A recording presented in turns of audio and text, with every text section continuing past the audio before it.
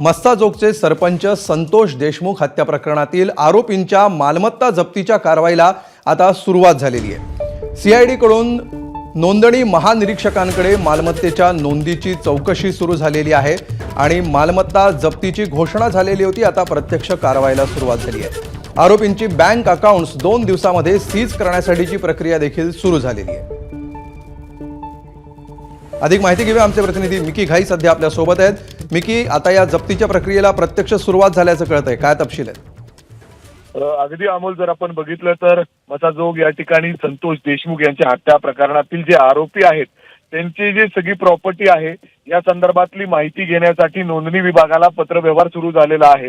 यांची प्रॉपर्टी नेमकं कुठं कुठं आहे, किती प्रॉपर्टी आहे, या सगळ्या प्रॉपर्टी सीज करण्याचे आदेश या ठिकाणी देण्यात आलेले आहेत। एवढंच काय तर या आरोपींचे जे बँक अकाउंट आहेत ते फ्रीज करण्यासाठी देखील बँकांबरोबर पत्रव्यवहार सुरू झालेले आहेत।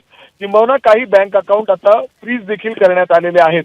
त्यांनी कुठेही पळून जाण्याचा प्रयत्न करू नये याच्या मागचा हा उद्देश आहे। एवढंच काय तर सीआयडीचे काही पथकं देखील खास राज्यामध्ये तयार करण्यात आलेले आहेत। विविध ठिकाणी जाऊन ते या ठिकाणी शोध घेत आहेत। अशा पद्धतीने या सगळ्या आरोपींचा शोध सुरू आहे आणि स्वतः महासंचालक या संदर्भात बारीकीने लक्ष देऊन आहेत। प्रत्येक गोष्टीची अपडेट त्यांना दिली जाते आणि अशा पद्धतीने कठोर पावलं राज्य सरकारकडून देखील या ठिकाणी या आरोपींना लवकरात लवकर बेड्या ठोकण्यासाठी उचलले जात आहेत।